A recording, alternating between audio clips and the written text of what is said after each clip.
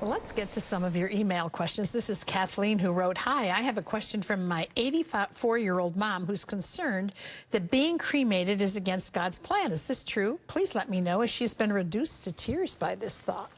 Well, Kathleen, number one, I would honor what your mother wants, and I know that a funeral with a casket is more expensive, but my parents weren't cremated, my grandparents weren't cremated, and they viewed it as, well, I want the resurrection of the body. Is that a transformed body? Yes. Jesus' body could clearly do some things after the resurrection that he couldn't do before. Number one, he could walk through a wall.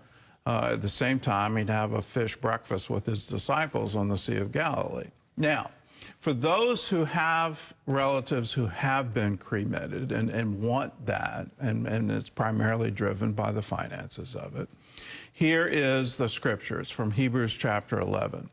By faith, Abraham, when God tested him, offered Isaac as a sacrifice. He who had embraced the promises was about to sacrifice his one and only son, even though God had said to him, "It is through Isaac that your offspring will be reckoned."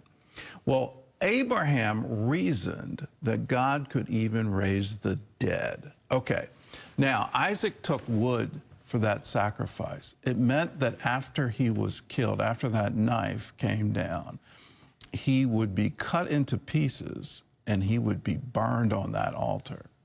So if Abraham is reasoning that God could raise the dead, he is reasoning that Isaac could come back from ashes.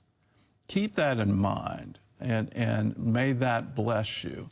For anyone who's gone through cremation, then here's a verse for you that says, okay, for those who want to have their body buried, okay, I'm okay with that too. And that's certainly in my family what we do. So here's a word from Romans. May the God of hope fill you with all joy and peace as you trust in him. God bless you. We'll see you again next week.